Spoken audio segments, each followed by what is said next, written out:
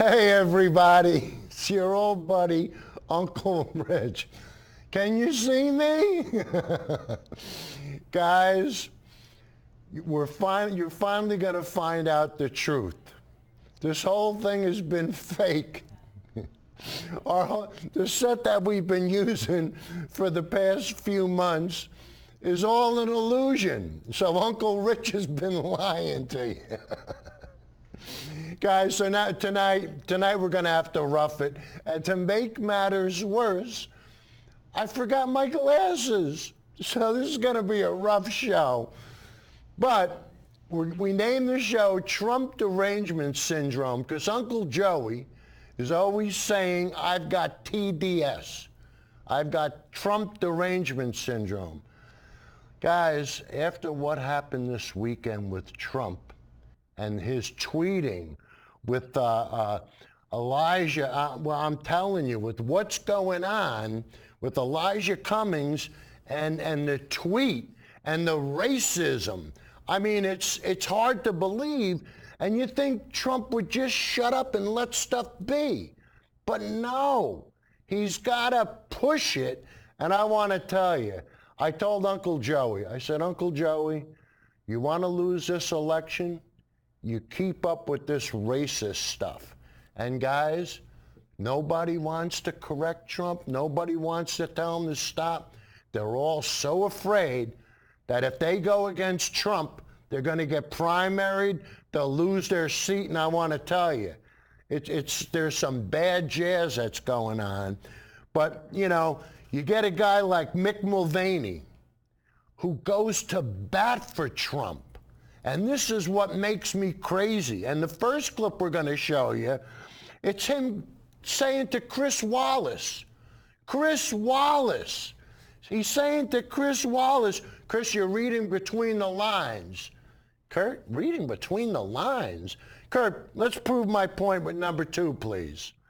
I think you're spending way too much time reading between the lines. I'm not reading between the lines, I'm reading the line.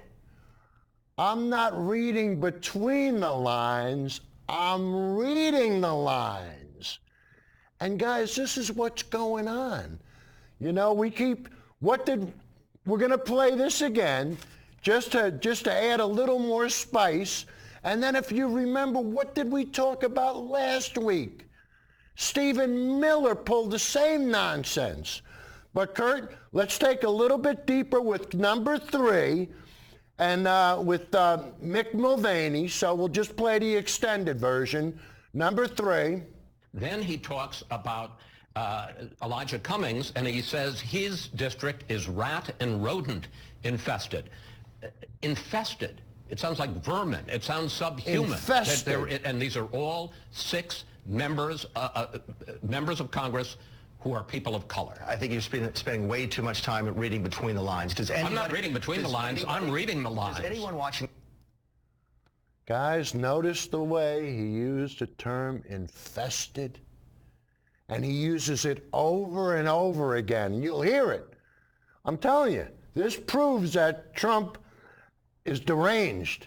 And we're going to keep going with it because now you're going to see from last week Stephen Miller and what he had to say to Chris Wallace. So Kurt, 4, please.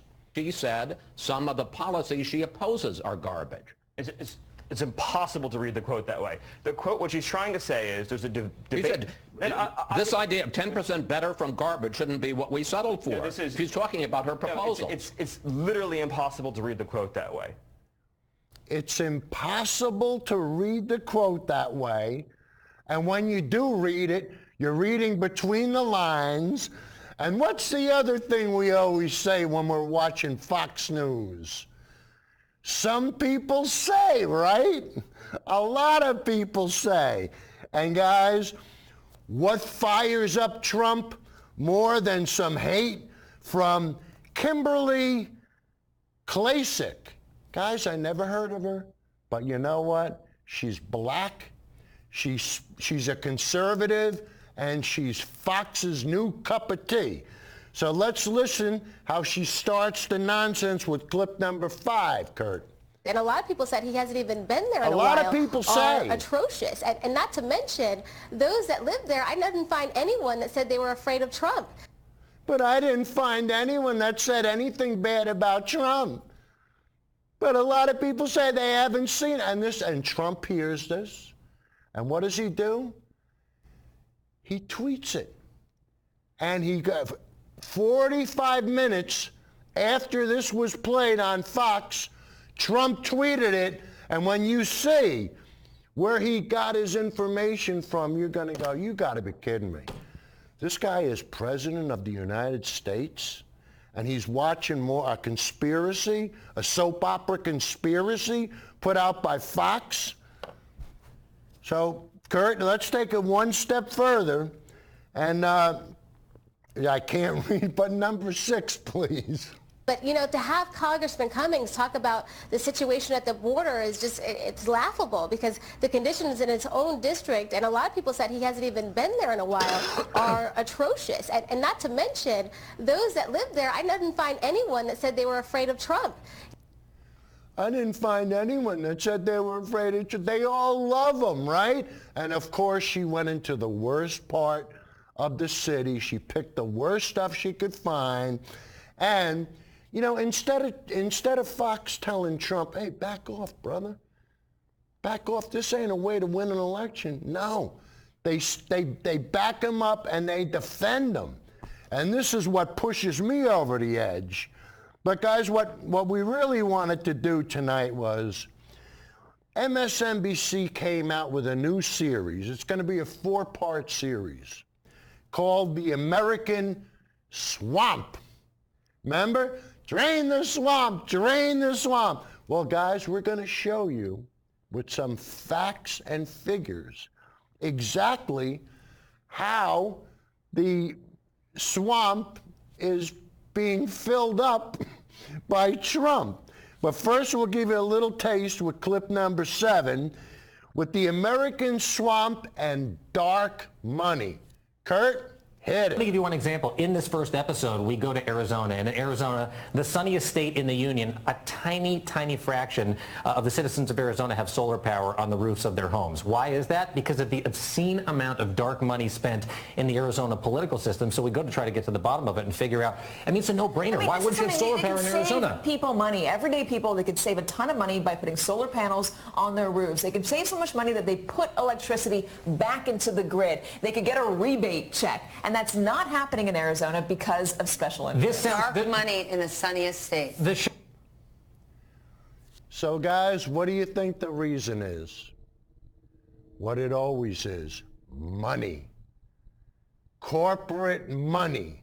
And what they'll do and how they'll do anything to make sure that they can keep generating the electricity so they can keep charging you for it. Instead of being on your side, on the people's side, they're on the corporate side. And this is what makes me crazy. And after you see clip number 8 with the teaser, you'll see how corporate America wants profits to benefit the shareholders more than the people of the community. Kurt, number 8, please. As the new commission began rolling back solar power incentives, raising rates for thousands of solar customers, many believe the state's largest private utility company, APS, was the source of that dark money.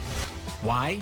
Because solar power threatens their profits from nuclear energy and natural gas.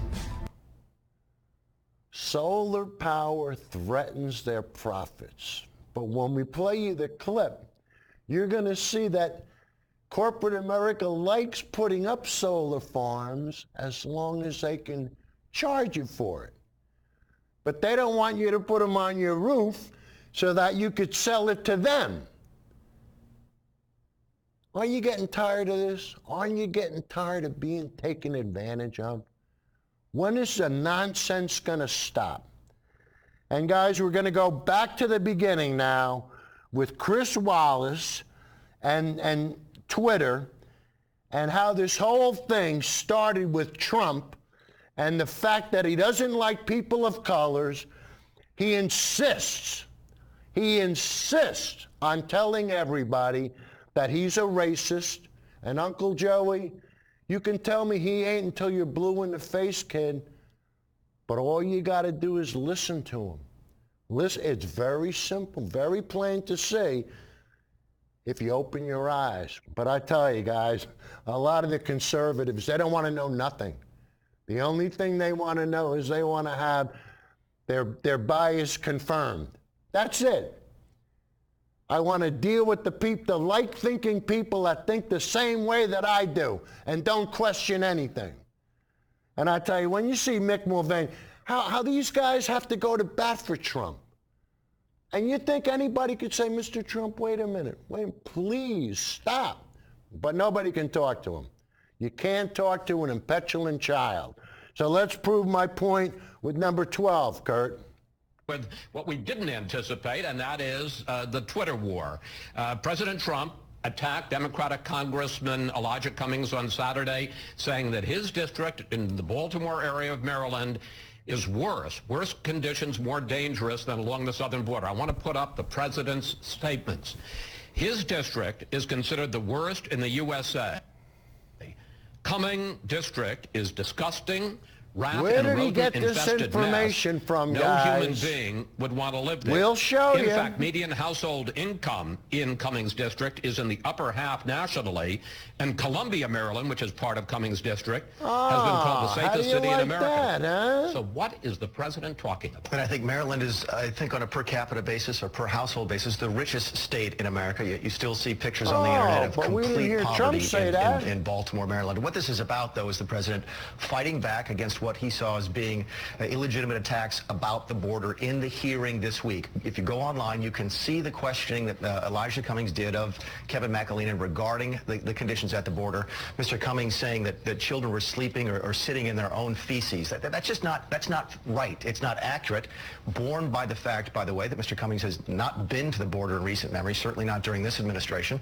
And when the president hears lies like that, he is going to fight back, and that's what you saw in those tweets. He's going to lie to you more. more. To what happened with the 4 members of the squad. Nobody objects to the president defending his border policies, but this seems, Mick, to be the worst kind of racial stereotype. Let me finish. There you go. Racial stereotyping.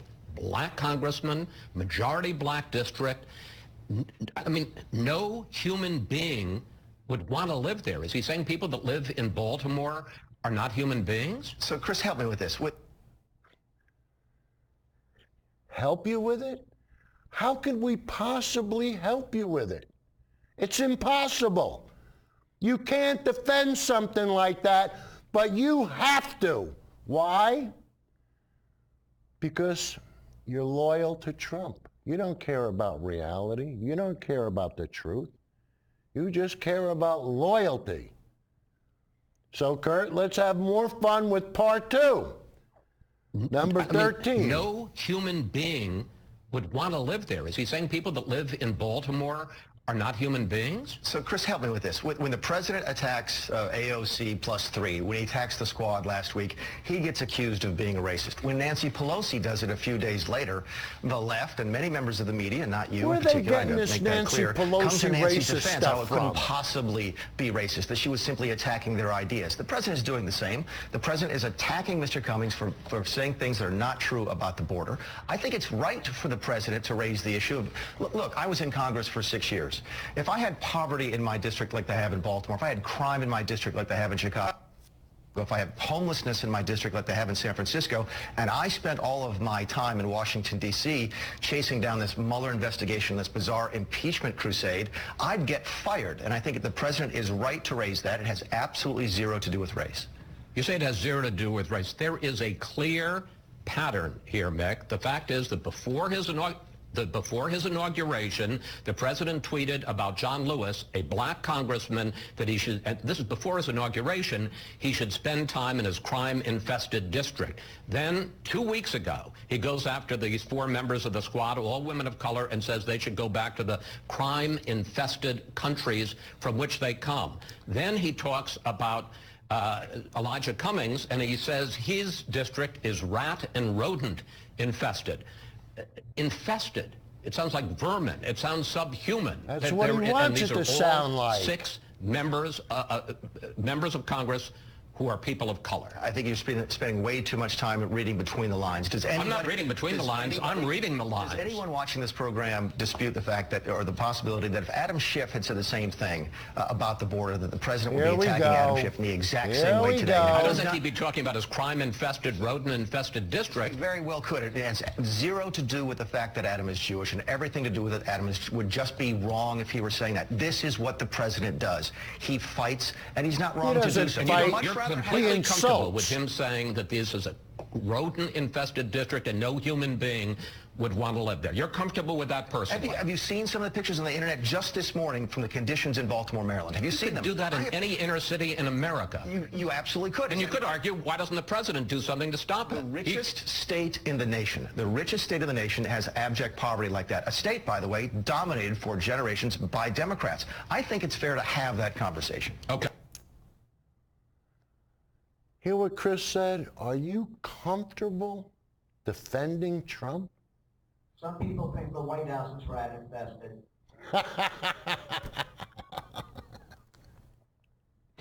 There's vermin in the White House. Nice one, Kurt. But, how could you, and to sit there, and then he tries to spin it and, change the subject. But hey, I don't know how anybody does it. But the next clip we're going to play is going to show you how Trump gets tricked. And I want you to pay attention to what this Kimberly Klacik says, because he almost quotes her when he tweets it out. So you see where he gets his information from, a secondhand source with no credibility. She's got a Facebook page where you can donate to her. And I tell you, guys, I'm going to be honest with you. Any black that pretends to be a conservative really gets to me. Because I tell you, you can't tell me black people are stupid enough to be conservative. Whoop. I'm not supposed to pick on people, but you could see how aggravated I get. So anyway, now just pay attention to how she says, and a lot of people say no. But listen, so Trump listens to this garbage, he tweets it out, and boom, all hell breaks loose. So Kurt, number 14, please. Fox and Friends. You feel like you're doing a great job, right? Is that what you're saying? We're doing our level best in a very... What does that mean? Come on, man. What's that about? None of us would have our children in that position. They are human beings. Well, Democrats like Congressman Elijah Cummings say they care about how migrants are being treated at the border. But what about the families and people in their own district? Congressman Cummings was elected to represent West Baltimore. The living conditions at the border are better than most areas in his district. The city lined with abandoned buildings and trash on the streets. Our next guest is a Maryland resident who took these videos to see what it's really like. Joining us now with more Republican strategist Kimberly Klacik. Kimberly, thank you for being here. Thanks for having me. So what did you find was going on in Cummings' district? Yeah, so, there is a crisis at the border, but there's also a crisis in Baltimore. And I don't think many people realize this, but Congressman Cummings represents the most dangerous district in America. So I went into the district to basically ask people if they were scared of Trump. Congressman Cummings said on a talk show last Sunday, I believe, that his constituents were afraid of Trump. And as I go in and I start talking to people, I realize just what the living conditions are for not just the residents, but even the children there, and what they've been playing around. There's abandoned row homes filled with trash, this picture over and over addicts, again. Empty needles that they have used, and it's really right next door. So it's attracting rodents, That's the only one she could find. But to have Congressman Cummings talk about the situation at the border is just it's laughable, because the conditions in his own district, and a lot of people said he hasn't even been there in a while, are atrocious. And not to mention those that live there. I didn't find anyone that said they were afraid of Trump. This is a deadly district where we had, I guess 2 days ago, 8 people were shot in less than in 5 hours. So to say that they're afraid of Trump is just ridiculous. But I did find out that there are many people that are actually on board with Trump's immigration policies. So I don't know who he was talking to in his district, but it wasn't the people I spoke to. It wasn't the people you spoke to. I could just imagine who you spoke to. And guys, let's find out who she spoke to with the next clip, Kurt, number 15. But I did find out that there are many people that are actually on board with Trump's immigration policies. So I don't know who he was talking to in his district, but it wasn't the people I spoke to. Let's take a listen to the district residents' message to elected officials, and then I want to get your reaction. Help us, because we're helping y'all. Look how nice those houses look, guys. Y'all want us to write Anything Congress, like the other y'all picture? Want us to do this and do this. Y'all need to help us. Look how nice she's dialed up. Look the hair, the nails. Gets better. So Is she why wanting? isn't he listening? Why is there this disconnect? It seems to me that you can care about the conditions at the border and care about what's going on with respect to the children in these processing centers, and at the same time care about the people in your own district who are obviously, in many cases, suffering these insufferable conditions. What's going on here? What's I think, going honestly, on here? Congressman Cummings, like many Democrats, are just in there for the photo ops. Because, There we you know, go he's been in again. office and some capacity in Baltimore City for 33 years. Kurt, let it go. He started out as a There you Maryland go. delegate and then was elected to Congress. So why he doesn't go into his district and actually take a look at the conditions, I really don't know. But as you can see, they're pleading for help. And Baltimore, you know, it's gotten worse under his watch. And so I really this is think, the you know, fifth or obviously sixth there's time. a crisis at the border, but there's a crisis in his own backyard, and he really should pay attention. Not too long ago, Poe Homes, a project where he is a representative, they were without water for 8 days, and that made a national headline. Yeah. And so I don't understand why he's doing this, but you know what? The conditions at the border are actually better than conditions in his district. Well, Kimberly, really appreciate you being here. Unfortunately, sometimes politicians go into Washington and it all becomes all about politics, and they forget about what's going on in their own areas that they're supposed to be representing. So appreciate your take as always. Thanks so much for bringing us that. Guys, I don't know, you know, why would you want to do something like that? Why would you want to trick people like Kenny Johnson and Uncle Joey and some of the other people that aren't even as smart as those two? Why do you want to do that to people? And then you get Trump all fired up. Now, if you listen closely enough, now we're going to play Trump's tweets, and you'll see a lot of this stuff is almost verbatim with what this Kimberly had to say. So, Kurt, number 16, please.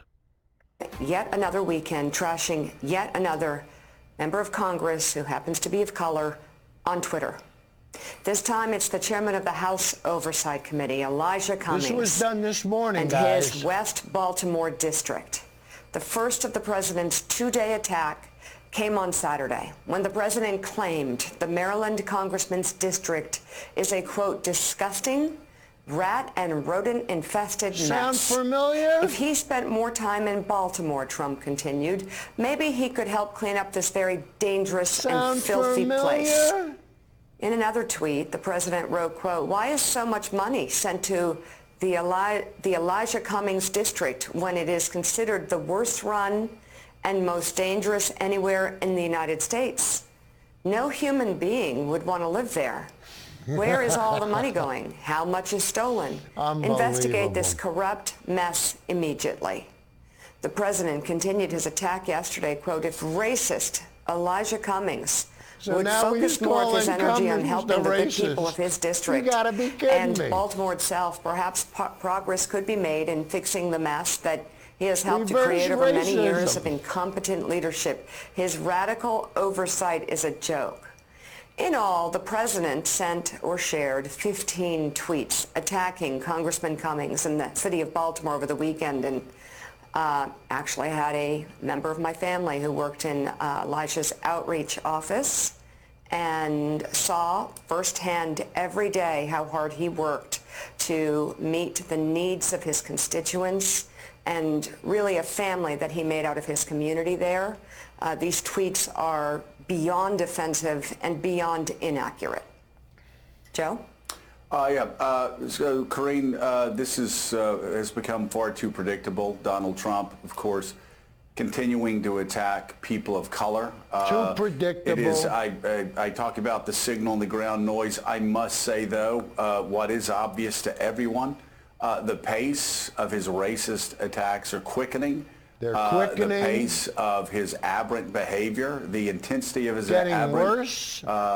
Behavior is increasing, and the president actually does make it very difficult not to do exactly what he wants us to do, and that is report on just how bigoted he has become.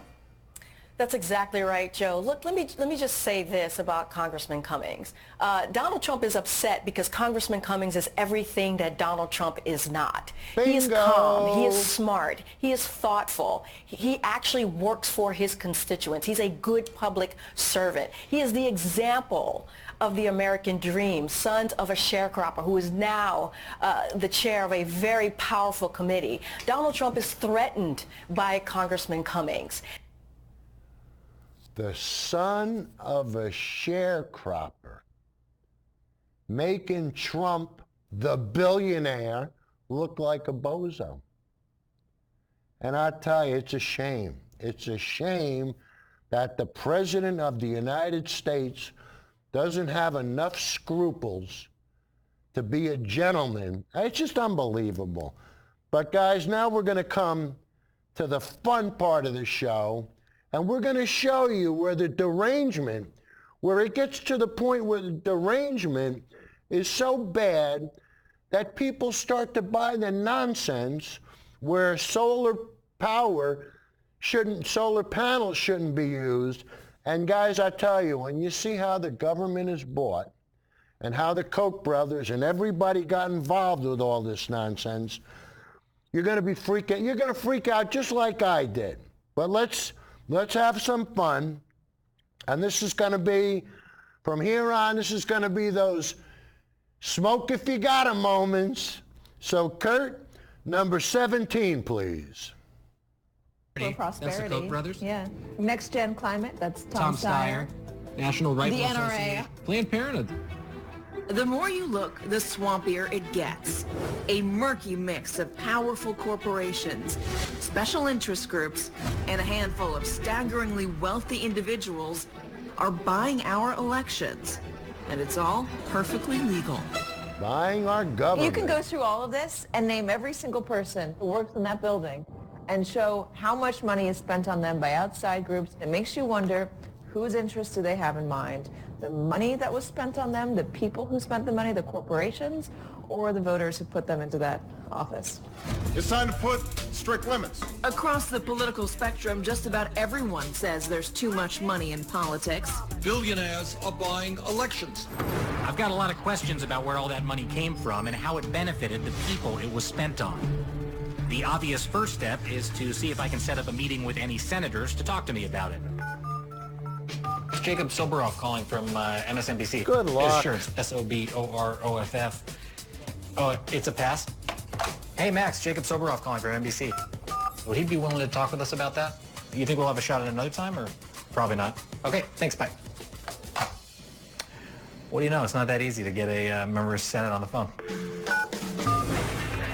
As Jacob tries to get at least one senator to meet with us, I want to dig deeper into a type of political funding where the original donors are almost impossible to trace.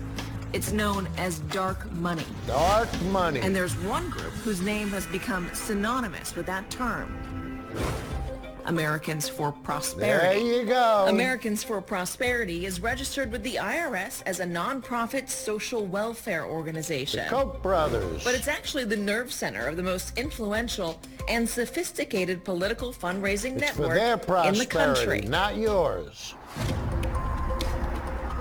Jane Mayer literally wrote the book on dark money and the controversies surrounding groups like Americans for Prosperity. Americans for Prosperity spent something like $60 million just on its own in dark money. They've built up this network of nonprofit groups that don't look overtly political, that push their political point of view.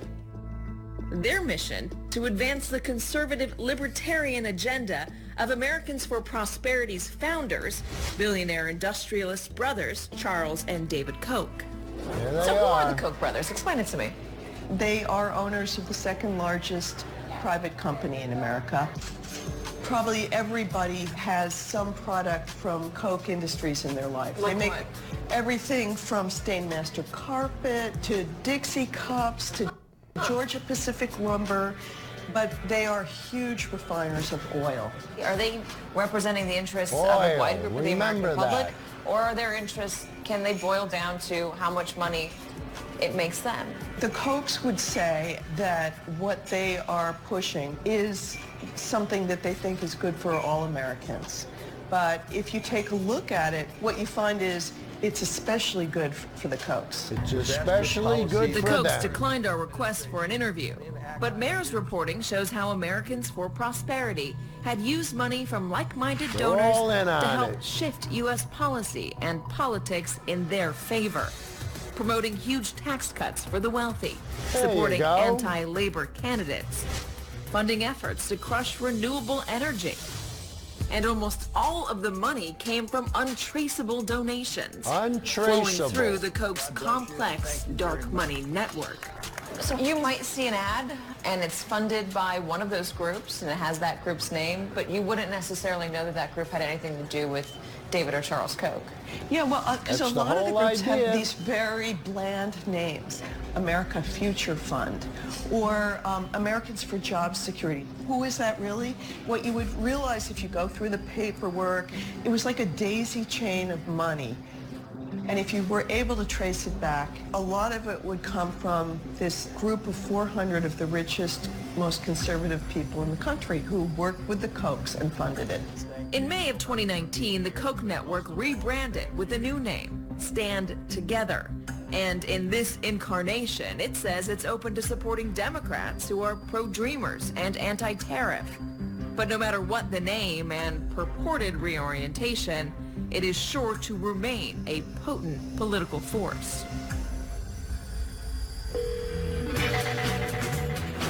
After dozens of phone calls, I'm basically striking out.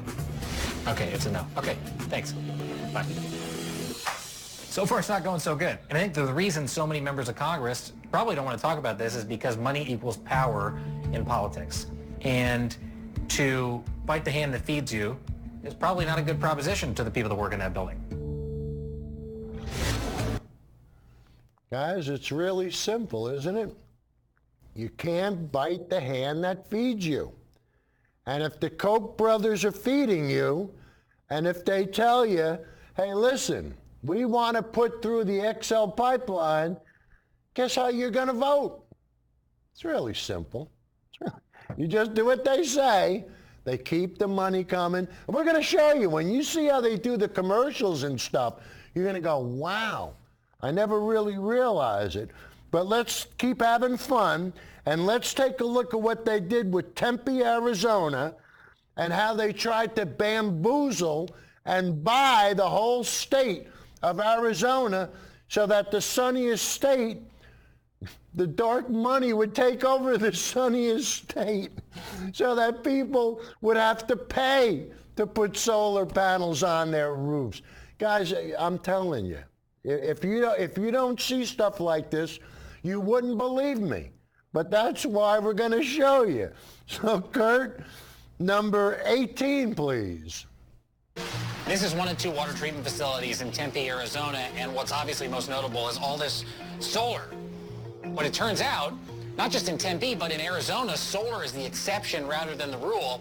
Only 6% of energy in Arizona comes from solar, Only the sunniest state in the 6%. union, and that is directly related to the spending of dark money here.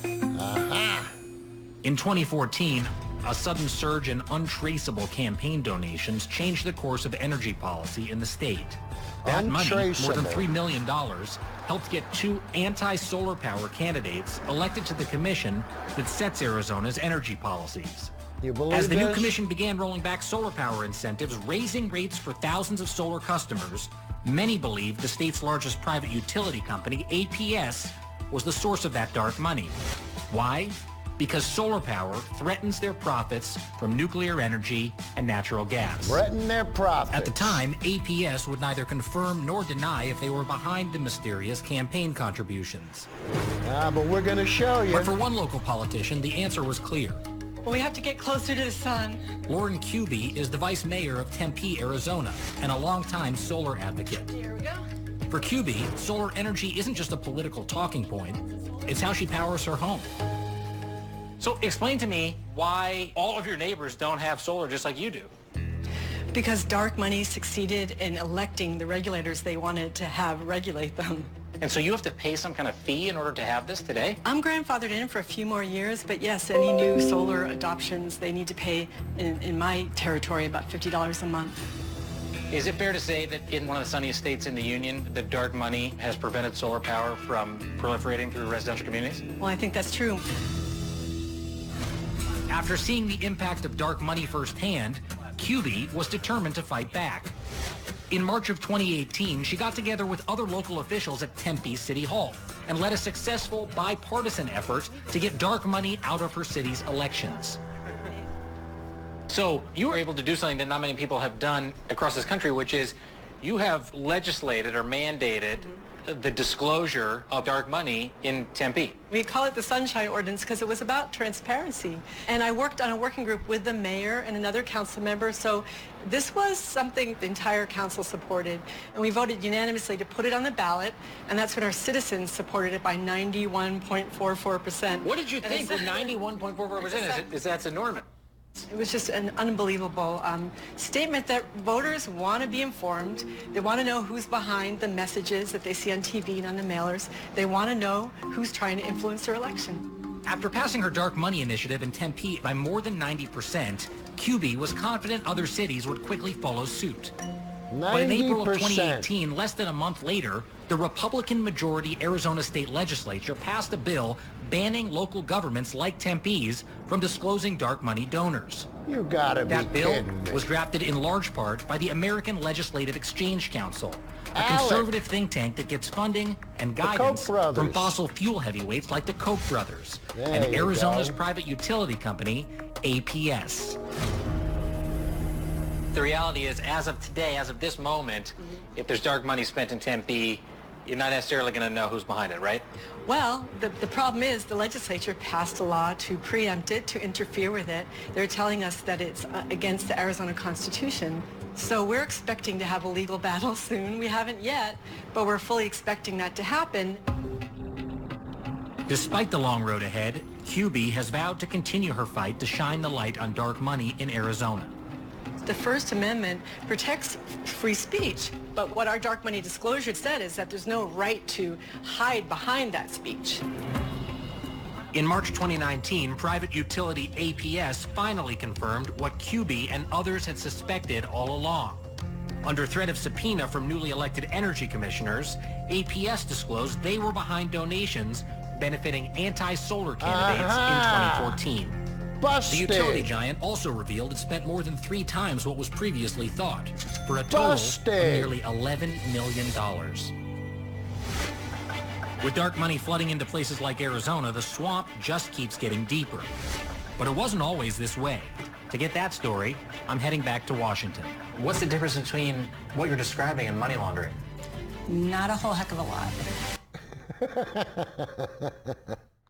So guys, the dark money regulated the regulators. And you see how this works now. And I mean, this is, why would you want to do this?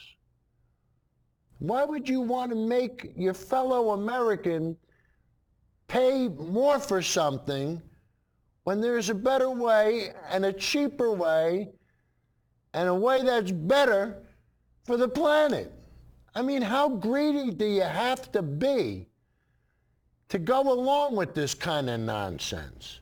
But we're not going to stop, because now we're going to show you the Uncle Joey version of why corporate America and solar panels and the way everything functions and works. So, Kurt, let's have the Uncle Joey version, the animated version. Number 19, please. Rooftop solar benefits everyone. So why do utilities want to kill it? Today, the system we have in Arizona is working. Here's how. Every day, solar delivers extra energy from rooftops to neighbors. Utilities get paid for that, even though they didn't produce it. So the solar customer gets fair credit for contributing to local energy supply. This is net metering.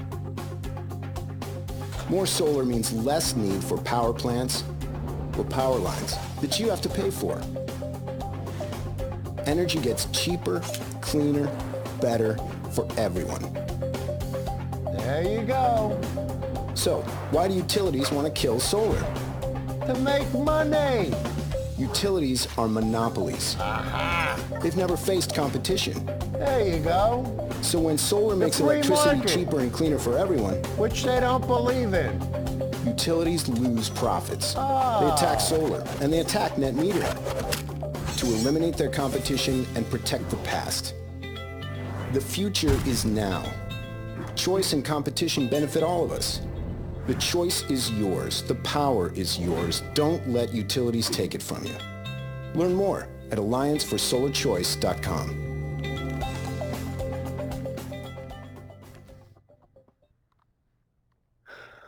Guys, what's more important?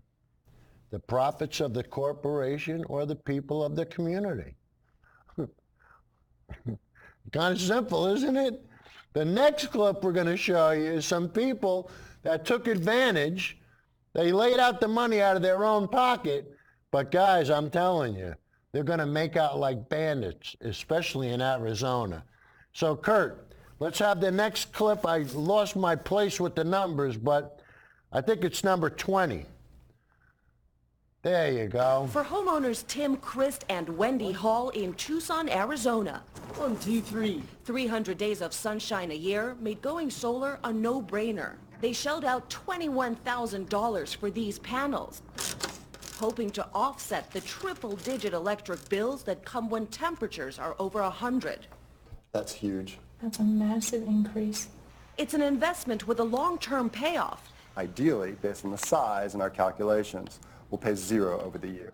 That's because of something called net metering. When the sun is out, rooftop solar panels make more energy than most homes can use. Net metering allows residents to earn credits for the extra power they send to the utility company, which offsets the cost of buying power from the grid at night. Utilities aren't fans of net metering. Every kilowatt generated on a home roof is one less that the power company gets to sell. And now, in 6 states across the country, power companies are fighting to change the rules. The reason why you're seeing utility pushback is that their previous monopoly of all energy supply is being threatened. A proposed rule change in Tucson would see new rooftop solar customers pay as much as $100 a year in additional fees, while earning a lot less for the extra power they sell. The cost of solar power are paid by all of our customers, and rooftop solar customers don't pay their fair share under our current rates. Their main concern, net metering doesn't recognize the cost of maintaining the grid that carries power to and from the homes. Power companies are jumping on a solar bandwagon too, building huge solar fields like this one. Here, there's nearly 100,000 solar panels. That's enough to keep the lights on for 5,000 Tucson homes. So they'll build it as long as they could sell you the power. More homeowners benefit when they buy solar power directly from them. Large community scale systems like the one we're standing in now, they're more predictable and more reliable. But Tim Christ wants a choice. It's disheartening to think about a sunny place like Tucson having less solar. We should have the most solar of anywhere in the U.S. While it's uncertain who exactly is going to make that choice, it is clear that America's solar landscape is going to change. Lucy Kafanoff, NBC News, Tucson. All right, Kurt, I'm completely lost here. So I think the next clip is 21, and it's about the Cokes. But, like, I can't read anything, so. And then tell me how much time we have left and how much clips we have left. Because You are correct, sir, and we have about 12 and a half minutes left, and that was 21. All right, and okay, and all right, so let's hit 21 then, and we'll go from there. Conservative fundraising giants like the Kochs are committed to giving their side the edge. But they are not alone. If there's one thing that's bipartisan in Washington, it's rampant political spending. Mega donors like financier George Soros and billionaire Michael Bloomberg gave millions to Democratic candidates and causes in the past year. Then there's Tom Steyer, billionaire founder of the advocacy groups Next Gen America and Need to Impeach. A former hedge fund manager turned liberal activist. You rely on Snagit every day. Snagit 2019 makes it even easier to take separate Snagit images and combine them into one organized piece of... Steyer has committed millions to 3 issues he sees as critical to America's survival: clean energy, voter registration, and removing President Donald Trump from office. My name's Tom Steyer. I'm running for president. Now Steyer announced he's running for president himself, joining the crowded Democratic field. And he said he plans to spend $100 million of his own money. Months before his candidacy, he accepted my invitation to speak on camera. And I thought a certain well-known Washington hotel would be the perfect place to talk to a man trying to get a president impeached. I'm so interested in people like you because you do have such a giant platform to influence American politics with the size of just, frankly, your checkbook. So when you decide to spend money, are you doing it in a purely altruistic way? Well, I'm doing it because I think what we're doing is consistently, intentionally, solely to push for, a broader democracy. Almost 80% of Americans, almost 8 out of 10 Americans believe that our system has been purchased by corporations. They believe money is a problem. And I agree with them. So if someone asked you, what's the difference between you and David or Charles Koch, what do you say? Here we go. I say, we're transparent, they're not. They have pushed very, very hard for things that are extremely good for their bottom lines, and that is a complete difference. And so I said... So you don't stand to make money off any clean energy? No, because what I did was I said, if I have any clean energy investments, I'll put them in a foundation. If they turn out to be good investments and worth a lot of money, then I have to give the money away, but I can never touch it legally. Steyer says he's not profiting personally, but is a billionaire trying to bankroll the impeachment of a president really democracy? If the American public want to impeach the President of the United States, they will put significant political pressure on their elected officials. That's our total belief, too. That's our belief. But what do you say to those who hear that and they say to you, hey, you're one person putting a ton of money into politics. I'm still uncomfortable with that. Look, I'm uncomfortable with it. I'm in favor of federally funded elections. Are you in favor of campaign finance reform? Absolutely. Yes. Yeah. Are you part of the problem? Look, am I one of the people who has disproportionately benefited? Definitely. And have I been trying to figure out how best to push that system back so that it gets back to justice, an actual working democracy of, by, and for the people? Yes. Do you think Trump or any of his allies would ever say they benefited from the system? No. Trump would say he made things happen. And guys, I thought the next clip we're going to show you is how TV and the money that's spent on TV is what really governs who wins elections. So the next clip, we're going to have fun. And guys, just when you see how it's done, you're going to go, wow, I got it. Okay. Number 22, Kurt.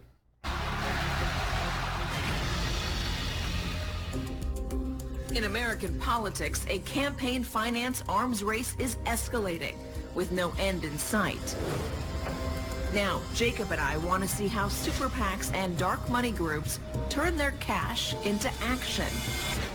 These shadow campaigns don't literally buy votes or hand money over to candidates, but they do spend billions to sell their preferred candidate to the widest audience possible, while tearing down their opponents. And the weapon of choice is the attack ad. Matt Rosendale would make Washington worse. The attack ads. To get a crash course in this dark art, we invited veteran political strategist Hank Scheinkoff to our New York City headquarters. Citizens United changed everything, made campaigns the new battleground for corporations and others to express their points of view without limitations. So people with the most money have the most free speech? Well, now people who can afford free speech have free speech. Is the goal to manipulate the American public? I mean, what is the goal ultimately? The goal sometimes is to manipulate. The goal other times is to make sure that people you don't want to turn out don't turn out, and to make people who are angry turn out to do what you want them to do. Is it ever to educate? All ads that work are not about education in political campaigns. They're about emotional responses to particular conditions that are made clear in those ads. So this is from Florida. It's anti-Andrew Gillum, who was running for the governor down there and lost to Ron DeSantis. How far out is Andrew Gillum? He's on another planet. Come in, Planet Andrew. Over. Andrew Gillum wants a government takeover of healthcare. You'd lose the coverage you have, and you could even lose your doctor. Planet Andrew, we're losing radio contact. And he supports closing our immigration enforcement agency. Dangerous. Planet Andrew, come in. Well, if you look at this, they got him in green. Not the best look. The imagery kind of makes him foreign. They come up with arguments that people are afraid of, that have been tested well, and they use it in a way that creates fear among people that they have to take action. So in the case of Gillum in a close race, an ad like that goes right to health care. And ICE, immigration. In the state of Florida, we have an aging population, and you have an immigrant population that people are afraid of. You know, you take 2 or 3 factoids that may not or may be related, and you put eerie music behind it, create some sense of fear and anger, and you got it. It always comes in not couplets but triplets, really. You know, where you say, James Sorbo's a dog, he's a chicken and a horse. You know, you can defend against 1 or 2, but you can't defend against 3. So you see how it's done, right, guys? You know, and what happens is people sit there and watch it, and you got people like Uncle Joe and Kenny Johnson. They're not critical thinkers. They just hear stuff and they repeat it. They don't think about what they're hearing. And guys, the next clip will more or less prove this point. So Kurt, 23. After meeting with Hank, it was pretty clear that super PACs and their dark money allies will spend whatever it takes to get their message out. And nowhere was this more apparent than the 2018 midterms. Of the record-shattering $5.7 billion spent on congressional and gubernatorial races, almost $3 billion of that went to TV ads. Why don't y'all get out and head cruise, y'all hear me?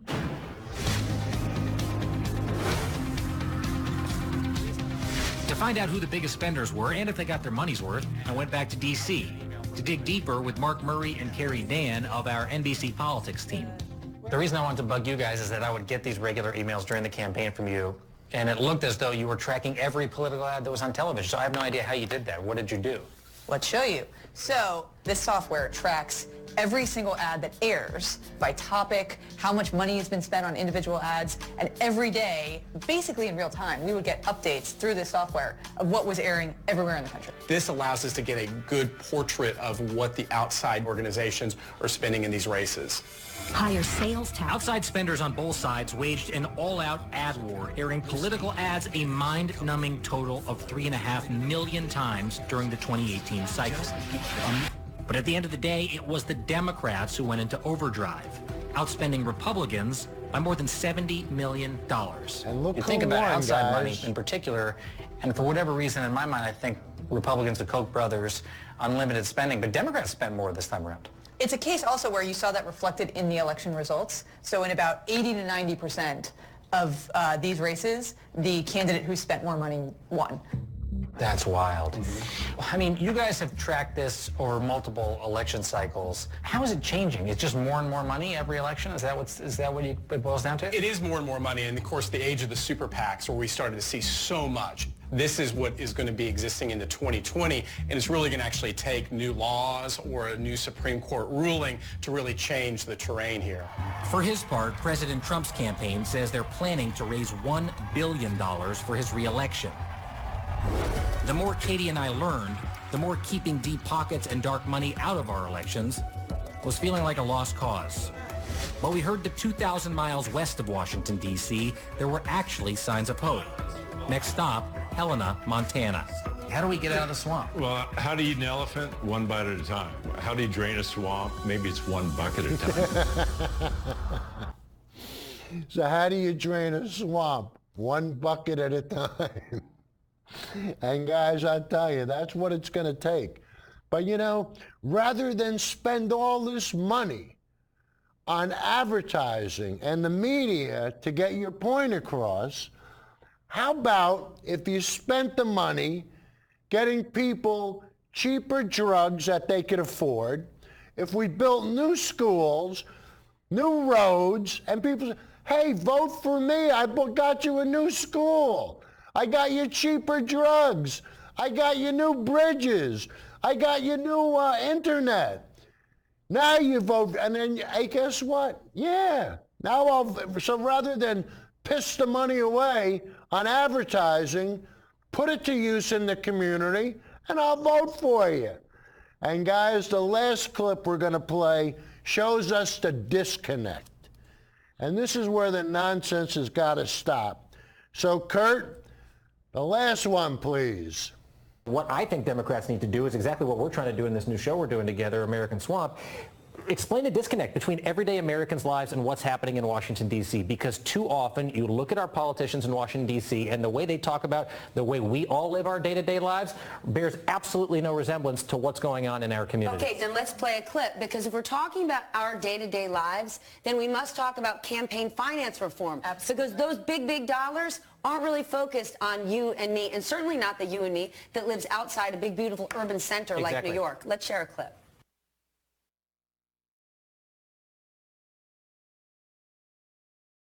On you and me.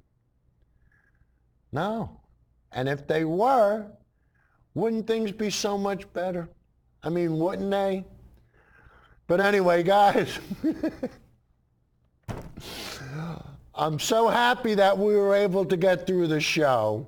I mean, you can see, you know, everything's kind of blew up on us. Doing the show without glasses, not being able. But I think we did a pretty good job, and I want to thank Kurt. And Kurt, how much time do we have? We're all done. So we'll roll the credits, and hopefully, guys, next week we'll have our set back. I mean, who knows? But, hey, we've been going through the process, and things seem to be getting better. And we might even be on Facebook. But let's not jump the gun. All right. Take care, everybody. We'll see you next week.